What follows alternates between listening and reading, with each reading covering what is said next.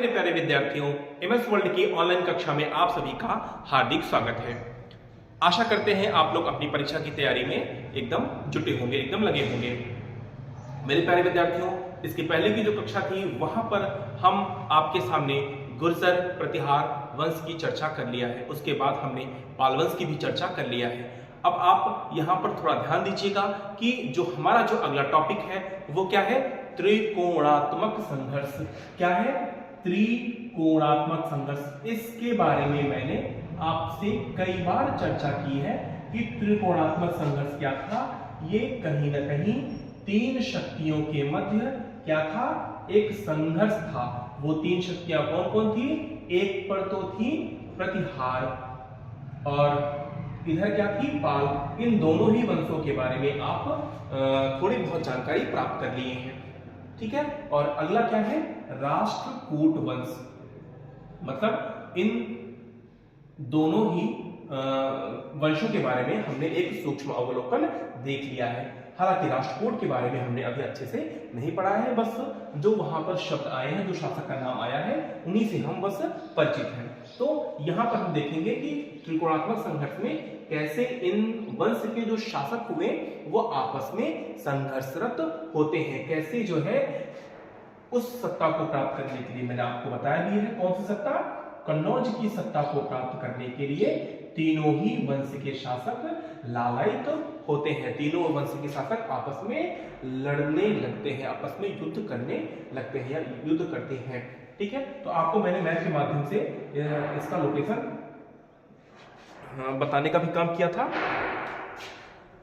ठीक है।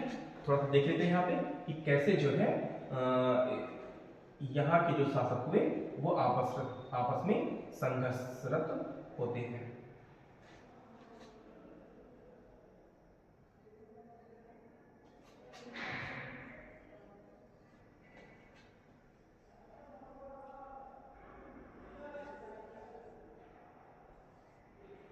ठीक है, ये आपका क्षेत्र है कन्नौज का क्षेत्र, ये आपका है राष्ट्रकूट का क्षेत्र और ये पूरा क्या है, बंगाल का क्षेत्र। अब ये तीनों ही शक्तियां क्या होती हैं, आपस में संघर्षरत होती हैं। प्रतिहार वंश, पाल वंश और राष्ट्रकूट वंश, ठीक है। अब थोड़ा सा यहाँ पे ध्यान दीजिएगा कि ये संघर्ष एक लंबा चलने वाला संघर्ष था। बहुत लंबे समय तक ये संघर्ष निरंतर चलता रहता है। तो हम किसी भी वंश के शासक को एक अपने कूट में रख लेते हैं। जैसे मान लो कि हम अगर रख लेते हैं प्रतिहार वंश, तो प्रतिहार वंश में आपने पढ़ा है कि जो त्रिकोणात्मक संघर्ष की शुरुआत होती है वो किसके शासनकाल में होती है, वत्स राज के शासनकाल में होती है। तो अब आपको ध्यान रखना है कि अगर हम वत्स राज को टारगेट बनाते हैं तो वत्स राज के समय में पाल वंश में कौन था, हम इसको देख सकते हैं, ठीक है।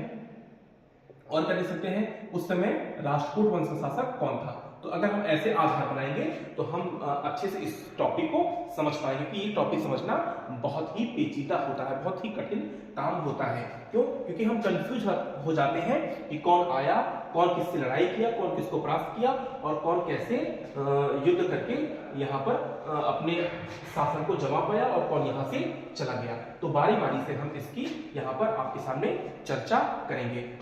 इसको हम कई चरणों में बांट के देखते हैं। इसके चरण से बहुत ज्यादा वो दिक्कत नहीं, बस हम अध्ययन की सुविधा की दृष्टि से इसको हम चरणों में बांट के देखते हैं ताकि हमको वो चीजें याद रहें।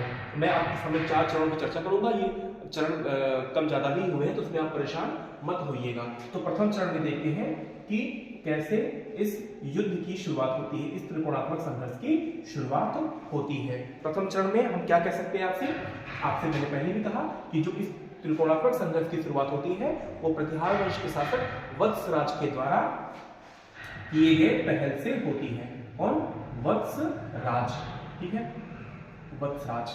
अब थोड़ा सा आप यहाँ पे ध्यान रखिएगा कि जो कन्नौज की धरती से, मान लो मैंने आपको बताया भी था पहले कि वत्स प्रतिहारों का जो आधिपत्य स्टार्ट होता है वो यहाँ से राजस्थान से होते हुए अवंती में जाकर, मतलब मध्य प्रदेश में जाकर यहाँ पर स्थापित होता है। जैसे मान लो कि इसके पहले जो शासक हुए वत्सराज के पहले नागभट्ट प्रथम, वह उन्होंने अवंती को अपनी राजधानी बनाई। तो वत्सराज के समय तक ये अवंती ही क्या रहती है, राजधानी के रूप में रहती है। बाद में जब नागभट्ट प्रथम द्वितीय आएंगे तो यहाँ पर अपने आधिपत्य को स्थापित कर पाने में सक्षम होंगे। तो ये कन्नौज जो था, यहाँ पर ये कन्नौज जब यशोवर्मन की मृत्यु हो जाती है उसके बाद यहाँ का जो शासनकाल होता है, जो इतिहास होता है, वो अंधकार में हो जाता है।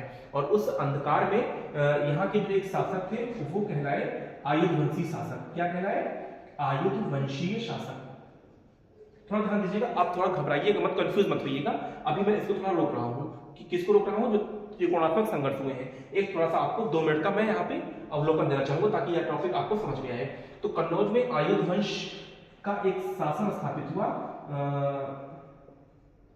जिसका जो प्रमुख था वो था वज्रायुध।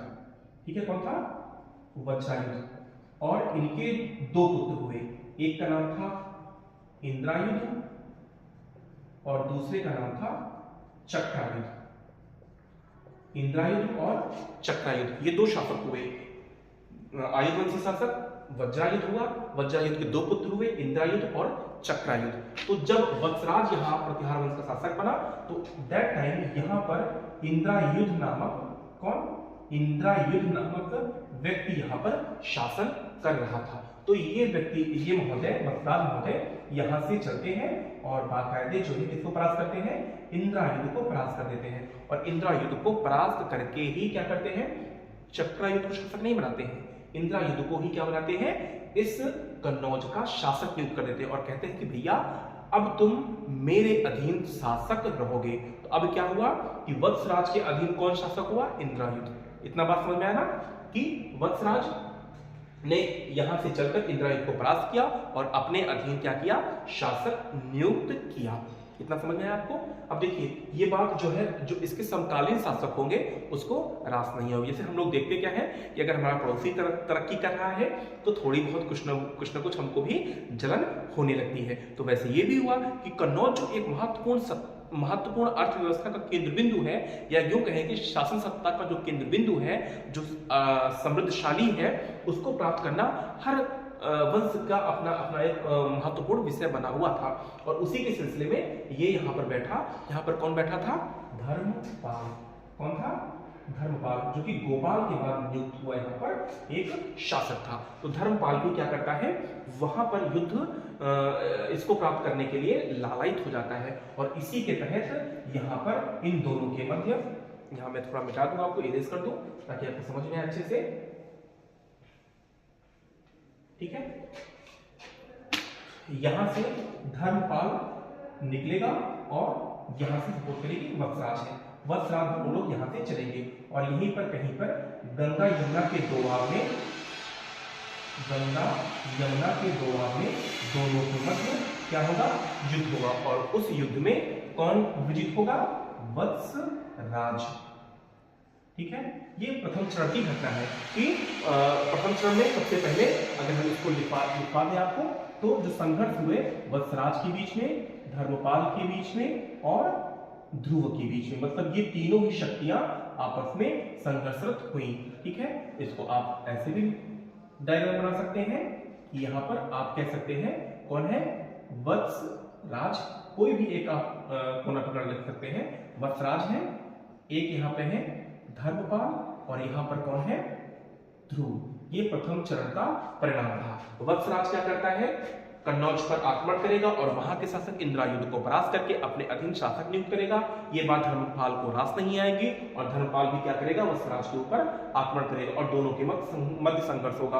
वो संघर्ष कहां होगा? गंगा यमुना के क्षेत्र में कहीं पर होता है। और उसका परिणाम क्या हुआ कि वत्सराज जो है वो विजित हो जाता है, इस युद्ध को जीत लेता है। और फिर क्या होगा कि ये बात जो है ध्रुव भी देखता रहेगा, ध्रुव को भी अच्छा नहीं लगेगा और ध्रुव भी क्या करेगा? इस राजनीति में हस्तक्षेप करेगा। और यहाँ पर जो अवंती है, अवंती क्या है? प्रतिहारों की राजधानी है। इस समय जब वत्सराज वहां का शासक है तो अवंती पर क्या करेगा? आक्रमण करेगा और वत्सराज को यहाँ पर परास्त कर देगा। ठीक है, यहां पर वत्सराज क्या होगा? परास्त हो जाएगा। फिर से आप ध्यान दीजिएगा कि पहले जो है वत्सराज जो है इंद्रायुध को शासक नियुक्त करेगा, फिर धर्मपाल वहां पर आक्रमण करेगा, लेकिन यहाँ पर क्या होगा? धर्मपाल हार जाएगा और वत्सराज जीत जाएगा। फिर ये बात जो है ध्रुव को पसंद नहीं आएगी और ध्रुव भी क्या होगा? इस राजनीति में हस्तक्षेप करेगा। और जब ध्रुव यहाँ से चलेगा तो वो वत्सराज को भी परास्त करेगा और धर्मपाल को भी परास्त करेगा। फिर से ध्यान दीजिएगा, जब यहाँ से कौन चलेगा? ध्रुव चलेगा तो ध्रुव जो है वत्सराज को भी परास्त करेगा और धर्मपाल को भी परास्त करेगा। लेकिन आप थोड़ा सा ध्यान दीजिएगा, यहाँ जो राष्ट्रकूट वंश है इनकी एक समस्या रही, क्या रही, क्योंकि वो उत्तर भारत की राजनीति में बहुत देर तक नहीं टिक सके। और क्या होगा, ध्रुव जो है वो यहाँ से वापस चले जाते हैं, मतलब यहाँ से वो रिटर्न कर लेते हैं। रिटर्न करने के बाद वो यहाँ पर आ जाएंगे, तो जाहिर सी बात है ये जो क्षेत्र होगा फिर से एक संघर्ष का मैदान बन जाएगा। और उस संघर्ष की स्थिति में धर्मपाल जो है अपने आप को मजबूत करके पुनः यहाँ पर आक्रमण करेगा। और अब पहले वाले आक्रमण क्या होगा, धर्मपाल हार जाएगा। और दूसरे आक्रमण क्या होगा, जब यहाँ पर फिर से आक्रमण करेगा तो धर्मपाल जो है विजित हो जाएगा। क्यों? क्योंकि जब ध्रुव इसके ऊपर आक्रमण करता है तो इसको जो है अत्यधिक रूप से नष्ट भ्रष्ट कर देता है। और उसका परिणाम हुआ कि अपने आप को ये जब दोबारा धर्मपाल आक्रमण करता है तो उस युद्ध को जीत पाने में सक्षम नहीं पाता है। तो इसलिए क्या होता है कि वत्सराज जो है यहाँ पर परास्त हो जाता है और धर्मपाल इस युद्ध को या इस क्षेत्र को जीत लेगा। और यहाँ पर जीतने के बाद आपको पता होगा यहाँ दो भाई हैं, इंद्रयुध और चक्रयुध। अभी शासन कौन कर रहा है, इंद्रयुध। किसके अधीन कर रहा है, वत्सराज के अधीन शासन कर रहा है। लेकिन अब शासक ये किसको बनाएंगे, चक्रयुध को। हम देखते हैं दो भाई लड़ते हैं, कोई अगला ही व्यक्ति फायदा ले जाता है। तो उसका फायदा कौन लिया, धर्मपाल ने इंद्रयुध को परास्त करके उसको हटा दिया। अब नया शासक उसको नियुक्त किया, चक्रयुध को नियुक्त किया। तो आप प्रथम चरण को विशेष ध्यान रखिएगा। प्रथम चरण का परिणाम क्या हुआ, मैं आपसे फिर समराइज करता हूँ। वत्सराज सबसे पहले कन्नौज के ऊपर आक्रमण करेगा, इंद्रयुध को वहां का क्या करेगा, शासक नियुक्त करेगा अपने अधीन। ये बात धर्मपाल को पसंद नहीं आई, धर्मपाल जो है वत्सराज के ऊपर आक्रमण करेगा, लेकिन वह वत्सराज से पराजित हो जाएगा। फिर ध्रुव जो है यहाँ उत्तर भारत की राजनीति में हस्तक्षेप करेगा, पहले वत्सराज को पराजित करेगा, फिर धर्मपाल को भी पराजित करेगा। इस तरीके से ध्रुव ने दोनों ही शासकों को पराजित किया। और अंततः इस पराजय में क्या हुआ, धर्मपाल फिर से जो है अपने आप को पुनर्जीवित करता है और वत्सराज के ऊपर आक्रमण करके इनको परास्त कर देता है। और इस उपलक्ष्य में यहाँ पर एक दरबार का भी आयोजन करता है और चक्रयुध को क्या बनाता है, यहाँ का शासक नियुक्त करता है। तो ये रहा आपके प्रथम चरण का परिणाम। समझ में आपको? हम चलते हैं द्वितीय चरण की ओर।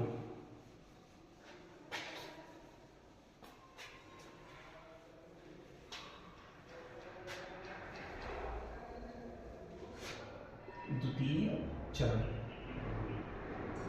ठीक है। द्वितीय चरण में भी देखते हैं, एक तरफ प्रतिहार, एक तरफ पाल, एक तरफ राष्ट्रकूट। अब ध्यान दीजिएगा कि यहाँ पर कौन शासन कर रहा है, चक्रयुध, ठीक है। याद है ना आपको कि धर्मपाल किसको शासक बनाया है, चक्रयुध को बनाया है। अब जब यहाँ पर कौन शासक बनेगा, नागभट्ट। नागभट्ट द्वितीय यहाँ का शासक नियुक्त होगा, तो वो जो है क्या करेगा, कहीं ना कहीं ये भी एक शक्तिशाली शासक था, तो ये जो आएगा तुरंत यहाँ पर चक्रयुध को परास्त कर देगा और फिर से जो है इंद्रयुध को वहां का शासक नियुक्त करेगा, ठीक। तो अब जब इंद्रयुध यहाँ का शासक बन जाएगा तो फिर से जो है धर्मपाल क्या करेगा, इसके ऊपर जो है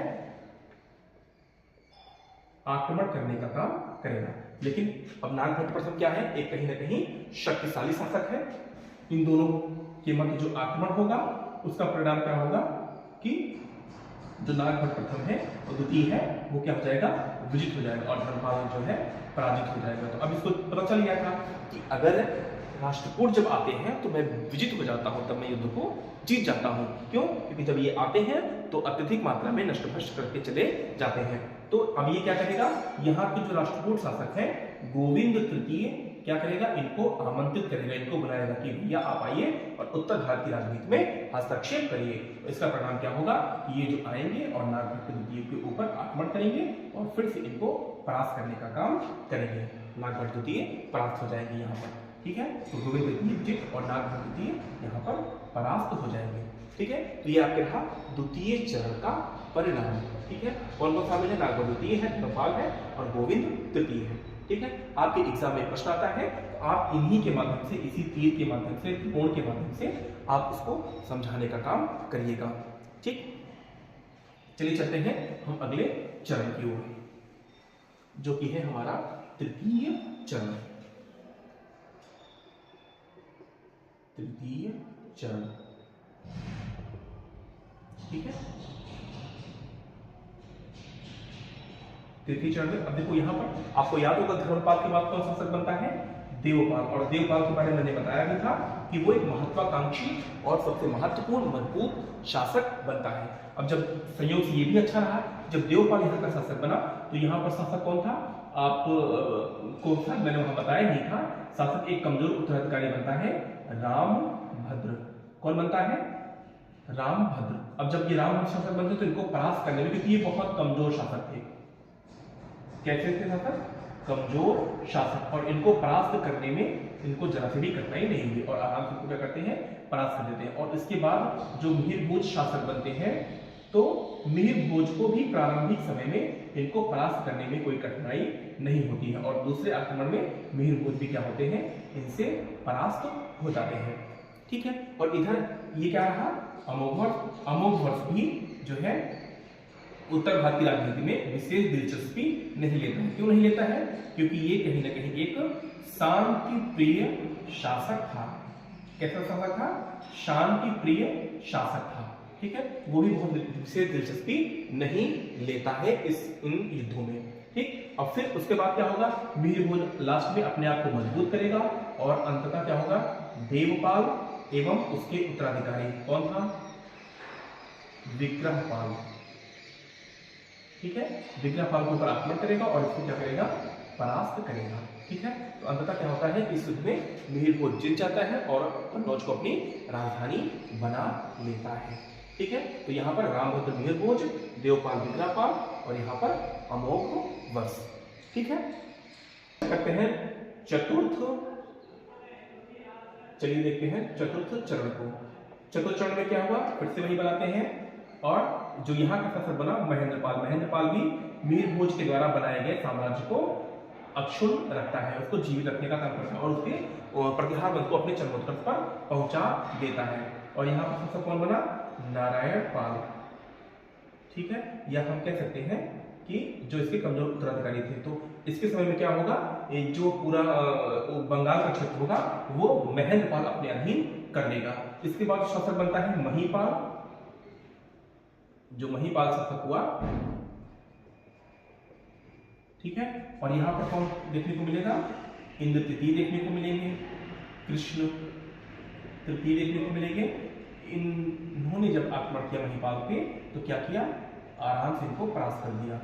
इनको परास्त करने में कोई दिक्कत नहीं हुई। लेकिन फिर क्या होगा कि ये वापस जो है इंद्र तृतीय कृष्ण तृतीय राष्ट्रकूट वंश में वापस चले आएंगे और क्या होगा? जो प्रतिहार वंश होगा, प्रतिहार वंश जो होगा वो अंततः क्या करेगा? कन्नौज की धरती पर अपना कब्जा कर लेगा। तो हम निष्कर्ष रूप में कह सकते हैं, निष्कर्ष में कह सकते हैं कि अंततः कन्नौज पर प्रतिहारों का आधिपत्य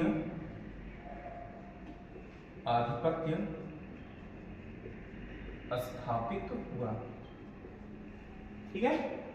तो ये रहा आपके सामने त्रिकोणात्मक संघर्ष। आशा करते हैं आप लोग इसको सही से समझने का काम करिएगा। नहीं समझ में आएगा तो आप वीडियो को फिर से एक बार देख लीजिएगा, आपको अच्छे से समझ में आ जाएगा। क्योंकि पुलिस के 4 चरण होते हैं, चरण तो और भी हो सकते हैं। आप ये रखिएगा कि एक को टारगेट कर लीजिएगा। जैसे मान लो प्रतिहार वंश कर लिया तो वत्स आ जाते हैं तो किससे किसका सामना होगा। फिर उसके बाद नागवरदुद्दी आएंगे तो किससे सामना होगा।